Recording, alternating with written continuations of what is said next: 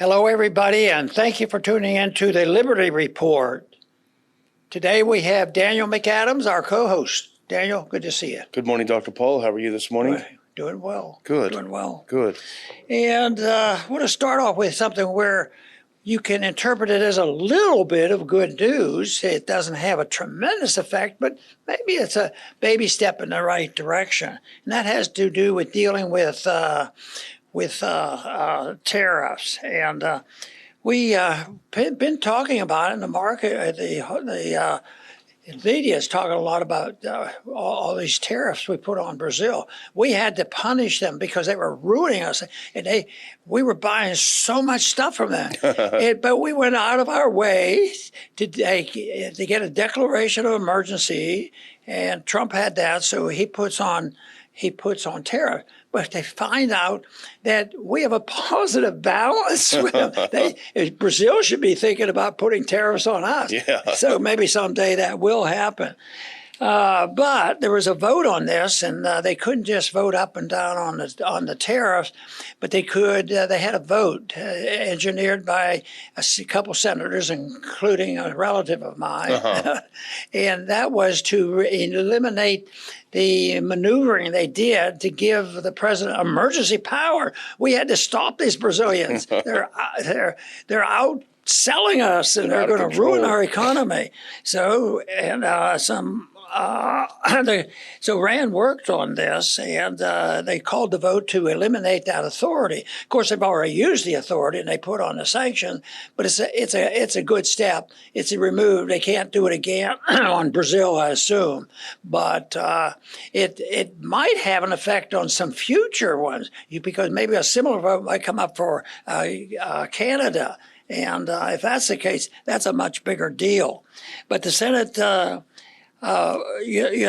block the Senate votes to block Trump's 50% tariffs on Brazil. No wonder. Then they say, why is our coffee costing us so much? That's right. They never put it together.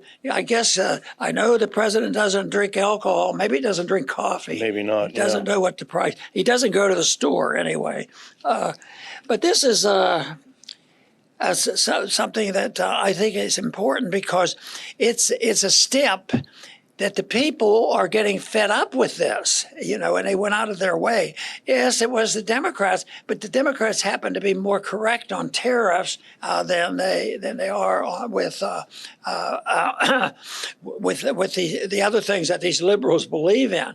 But nevertheless, if you're going to do coalition building, you want to just be in agreement with the issue that you're dealing with right then.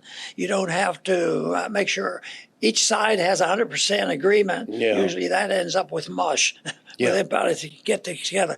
So I think I'd like to think this is a good sign. There were similar things happening with COVID, when there was hints that the people were getting tired of it, and that blossomed into a real rebellion. And I think that is good news. So I'm glad they did that. I'm glad the vote went that way, even if it was a mixed up deal. Yeah, and let's put that first clip up. This is a Zero Hedge write-up of it.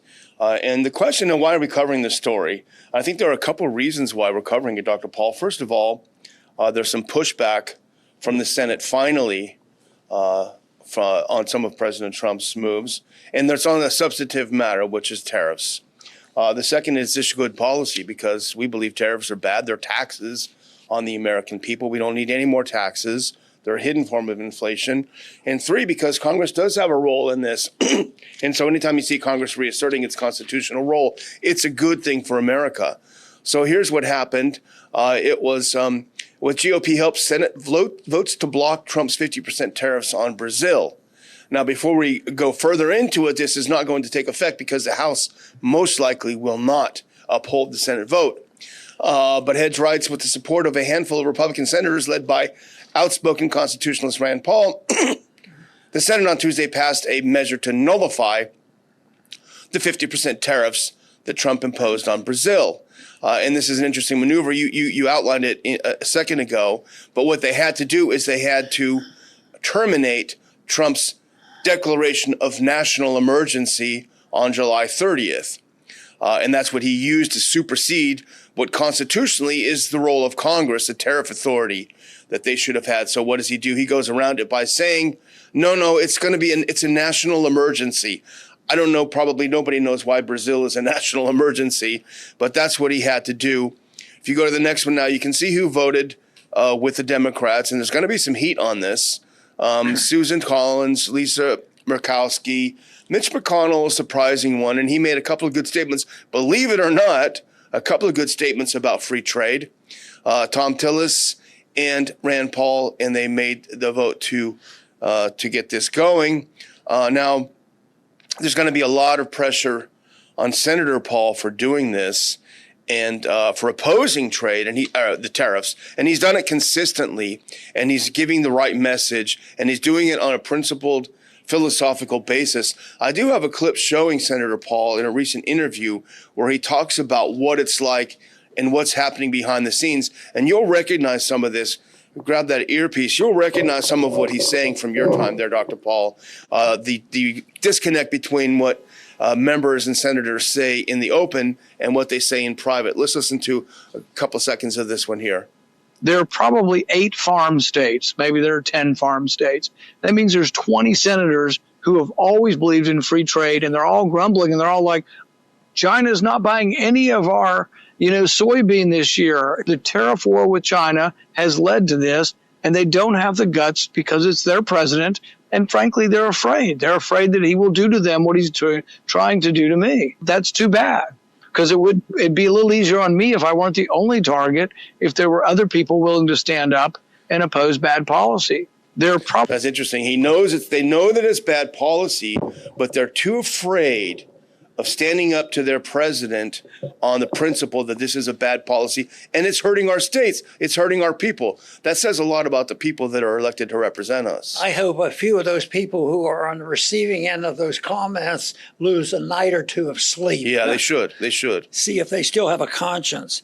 But I was reading the other night a little bit about Bastiat, who's one of my favorite writers. He's the one that wrote the law and said that, any violence against people, initiating violence is illegal and immoral, and most people recognize that. But Bastiat became famous because he says those are the rules that we should put on the government.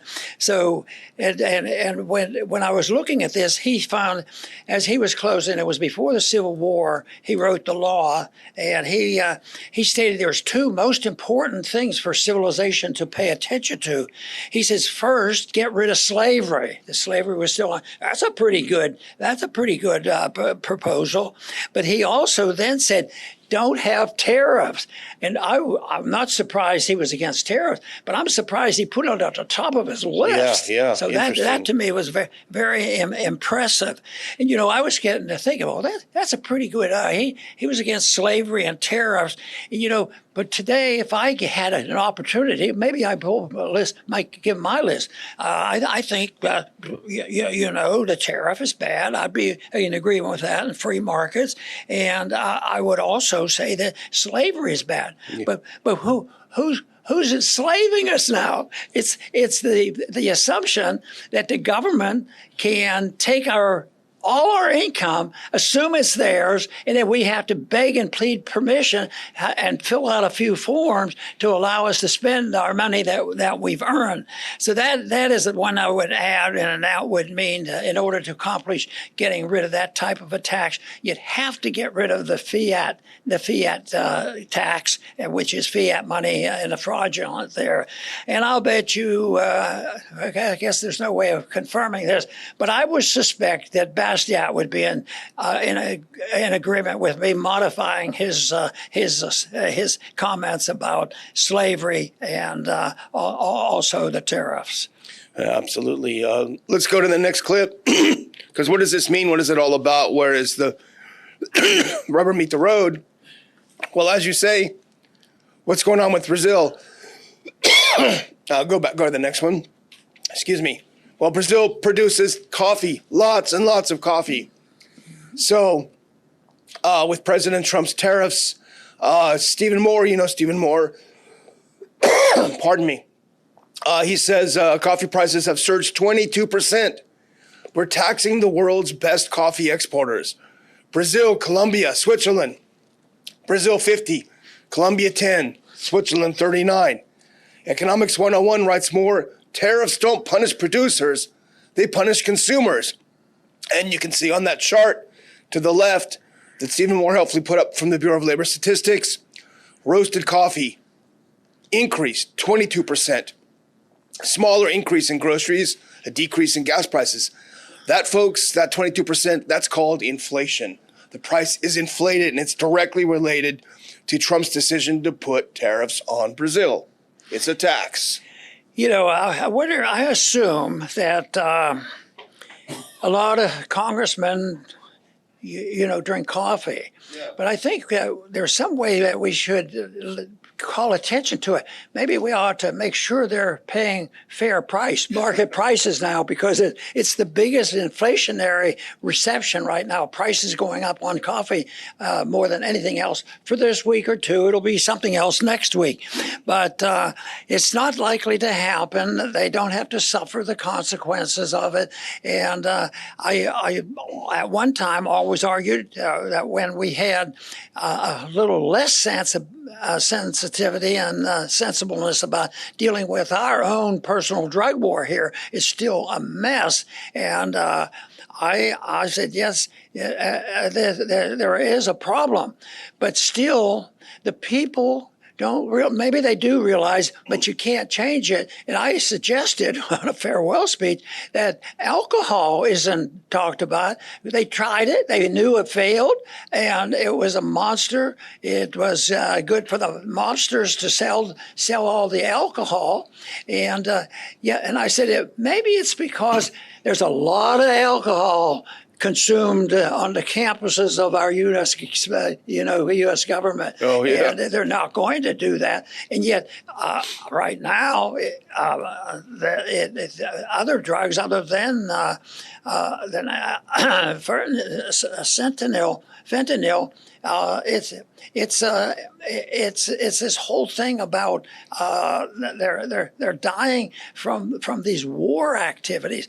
Oh, they're narco terrorists. They don't even have any evidence, let alone the legality of that. But they're still using this drug issue to justify all this violence, and I think that's a real problem.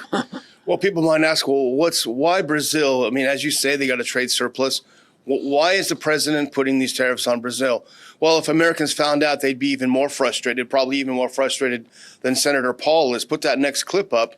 And this is from the Hedge article. It says Brazil is a notable case because the U.S. already had a trade surplus with the South American country, something that Senator Tillis said figured heavily in his vote.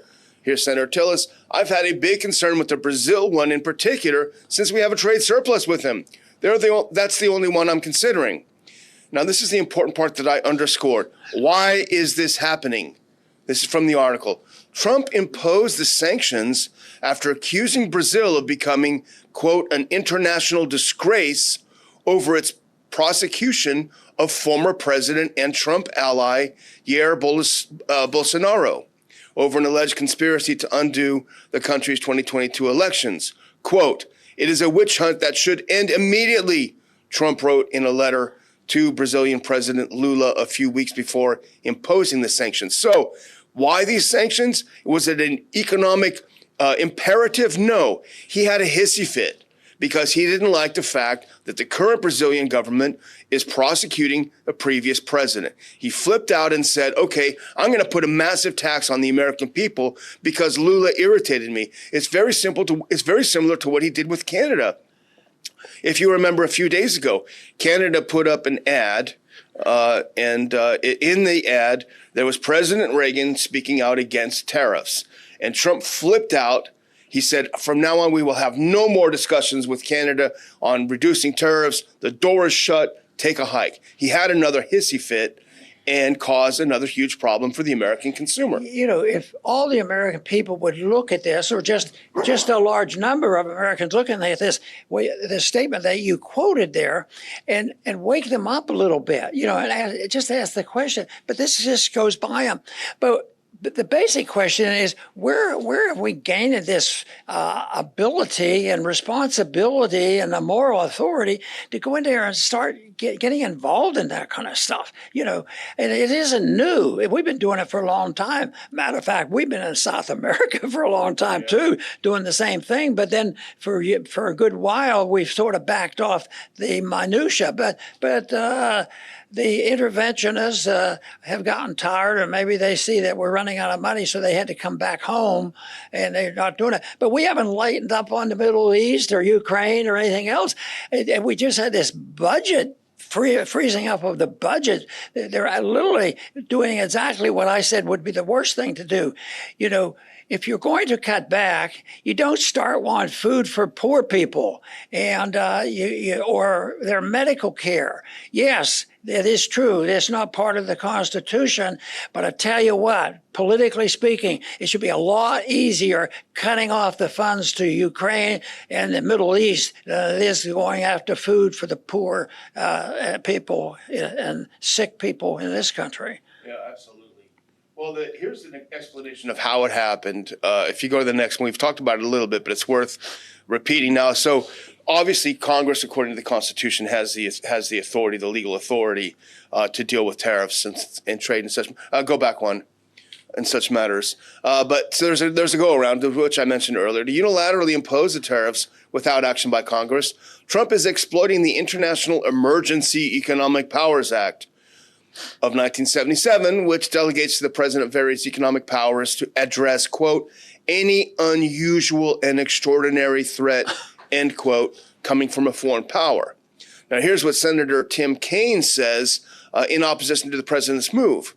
He says, quote, the prosecution of a friend of the president, how is that an emergency that concerns the United States?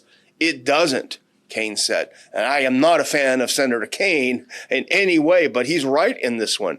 I mean, this isn't high school. You don't wake up in the morning and say, this guy irritated me, he get a tariff. Oh, Russia, I'm so mad at you, I'm going to sanction your oil. There's no sort of rhyme or reason. Oh, China, we're going to put 1,000,000% tariffs on you. Oh, well, I had a wonderful meeting with Xi, and I'm not going to do it anymore. And the markets go like this. We can understand that, and a lot of people will, except when Trump does this, his popularity goes up. Now, that's a serious problem in the sense that you have to get people to understand that. And I always use the example of COVID. The more information they had and got, the more they woke up to the damaging effect of the government practicing medicine. And here they're practicing this kind of stuff of personal vindictives.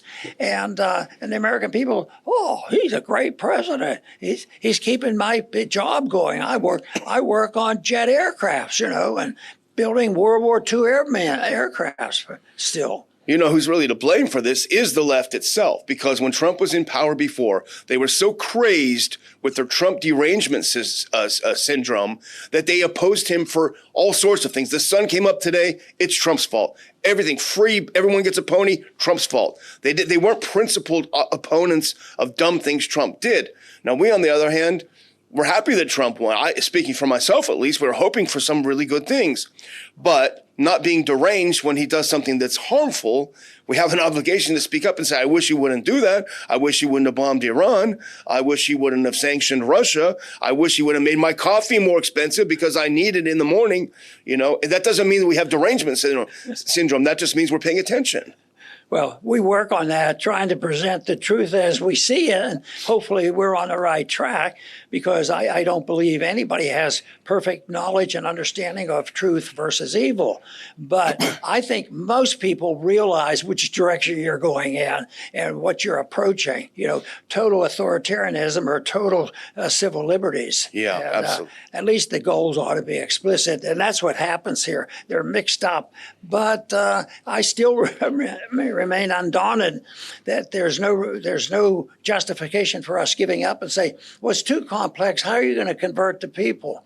Well, you do it, by small numbers if possible. Matter of fact, most of the time the significant changes in attitude comes with small people, individuals and small groups of people, and then a larger group comes along and they follow. But somebody has to lead, and right now, the people in Washington who are trying to convert some of these and change some of these attitudes about tariffs and how much we should be doing overseas and the whole interventionism and tangling alliances and all of this, while ignoring our civil liberties and while ignoring, the deficit we face, because this is a distraction from the real problem. And of course, we are at war, but I think we're more at war. I worry more about the war against ourselves. Yeah.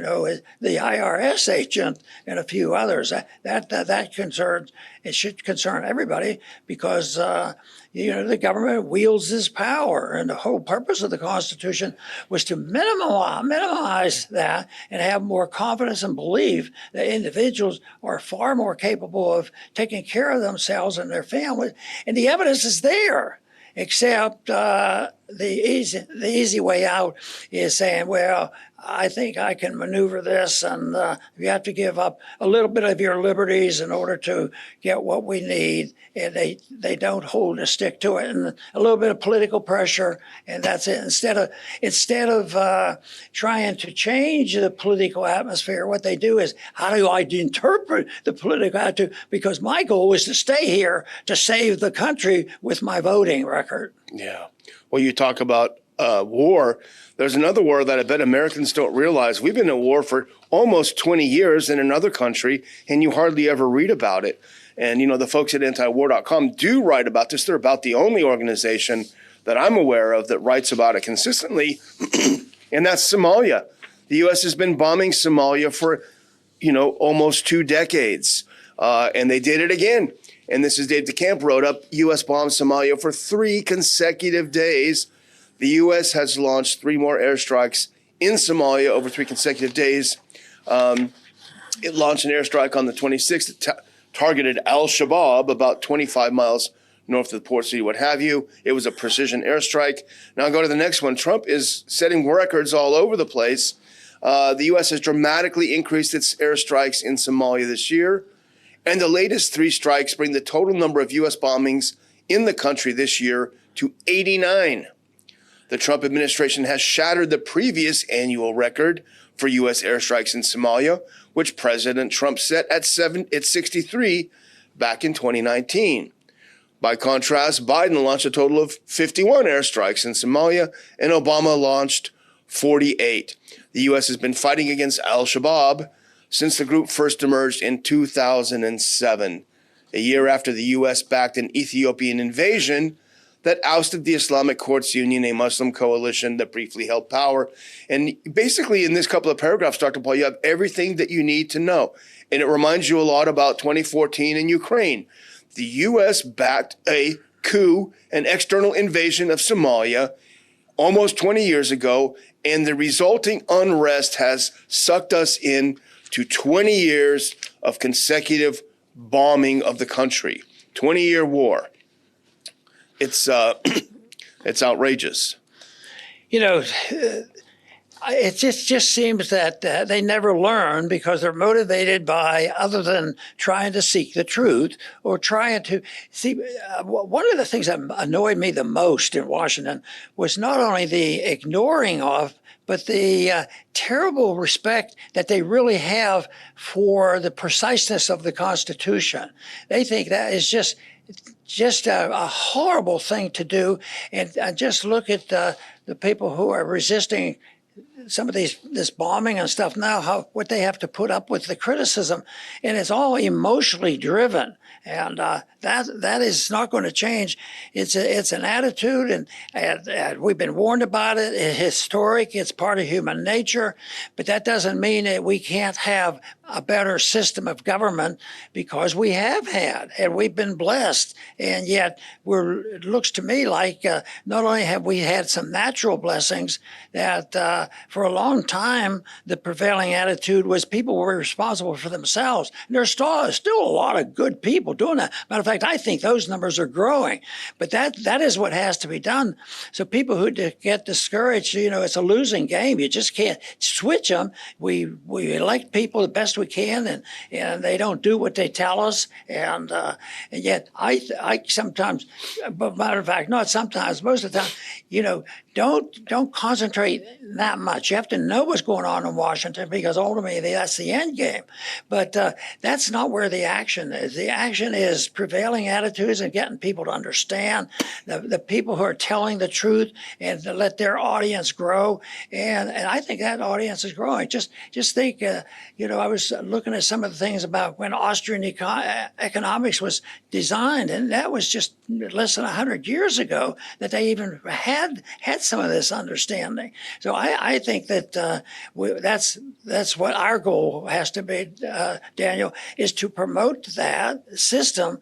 And Mises advised that, sometimes these things are complex, but our job is to, he used the word, the ideas have to be made malleable for the common person. It is true. Nobody's going to sit down here and go through human action and all these other things that a lot of us enjoy doing. But I think that's where the action is, and I think that's where it's been ruined. It has been ruined for our education system. And one of the best things that Trump has done, he has emphasized, denationalizing education. We haven't seen it yet, but I think he spoke it. Let's hope that's true, because at least if the educational system was local, state-run, and just cut off all that federal aid, I think the states would save a lot of money, and the quality of education would improve dramatically. The thing about these strikes on Somalia is, and what we would ask ourselves is why? Why are we doing it? I'm really not interested in the different factions that run Somalia. Unlike some people that are interested in foreign affairs, I find it pretty uninteresting. I'm interested from a U.S. perspective. Why are we doing what we're doing, and how we convince them to stop doing it? So if you go to the next one, I found this. I just picked this up. I was looking at trying to figure out why in short order. This is a piece from Al Jazeera. Under Trump, U.S. strikes on Somalia have doubled since last year. Why? Now, it's a long article that goes into the factions. I'm not interested, but I did find an interesting paragraph, Dr. Paul, to explain Trump's rationale for continuing in a record pace of bombing this country. Go to the next one. Ending the U.S. forever wars was a major slogan of Trump's 24 election campaign, during which he and many of his supporters spoke out against American resources and lives being put into waste conflicts across the globe. But on February 1st, a mere 10 days after being inaugurated for the second time, President Trump announced that the U.S. had carried out airstrikes targeting senior leadership of ISIL, or ISIS, in Somalia. And here's what Trump wrote on X at the time to mark why he decided to start bombing again.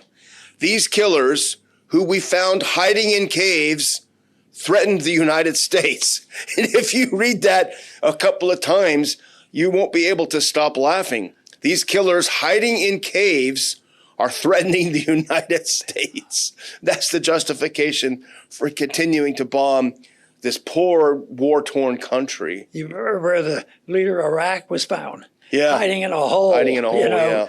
And he was going to take over the United States and start bombing New York any minute now. Yeah, so, exactly. But though they have to scare people in order to do this, I think that people have to be more cautious on what they're looking at. But, we've added to our debate list, or our information list, Somalia. We haven't talked much about it. We haven't. But then I got to thinking, and I mulled it over in my mind. I was asking Daniel, I said, how many countries do you think we're in? I think there are 6 or 8 that we're actually bombing, and wars that are going on.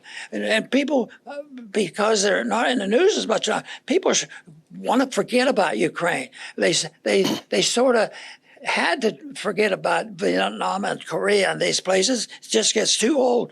But the Middle East, you can't forget about that because there's a religious connotation there.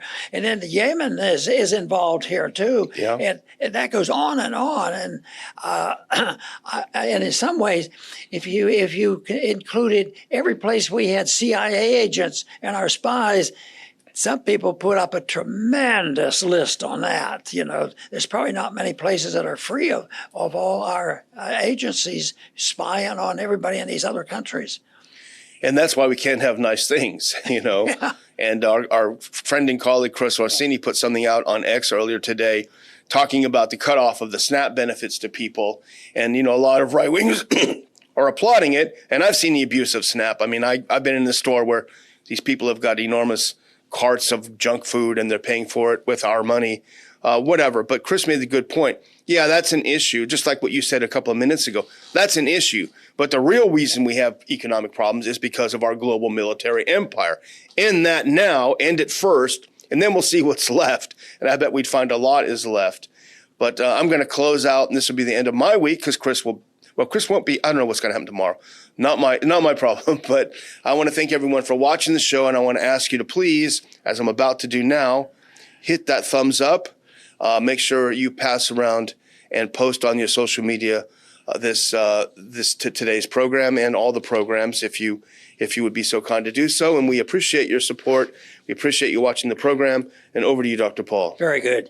Yeah, I want to add a little bit to what you've just said, because the empire is a big deal, and the excesses. And if we could restrain our leaders from getting involved, it would be a real help, because that is demanding tremendous amounts of money. So the policy's wrong, entangling alliance, bombing people, doing this with all undeclared war, and even the tariff wars, and all these things going on.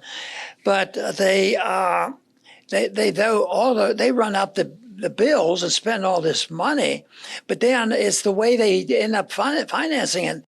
You can't tax the people anymore, because half the people, I think it's true, they really don't have to pay income tax because, everybody's receiving. But where does the money come? Well, we just print it. That's an easier way done. It. We've been getting away with it for decades now, and especially has accelerated since the last link to gold would happen in 1971, that we're living with that. So that has to be determined and addressed too, because you have bad policy, whether it's the runaway welfarism here at home, or whether it's the wars that are unnecessary and all the weapons profits that are made.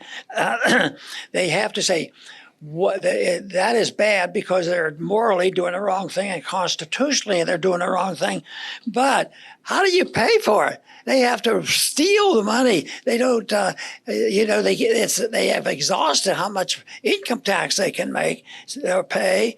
So, but what they do is they just print the money, and that is theft, it's fraud, and those kind of societies never last. And I think what we're witnessing now is the breaking down of that system, and it's gradual at first, but then the breaking down will accelerate, and that's when hopefully we have a better understanding of what the solution is. And some people ask me, what can we do under these circumstances? Well, if you're confused, and I talk to a lot of young people, start with reading the Constitution, because there's a pretty good outline there. Not perfect, but a lot better outline than the interpretation of the Constitution and the people we have in the Congress.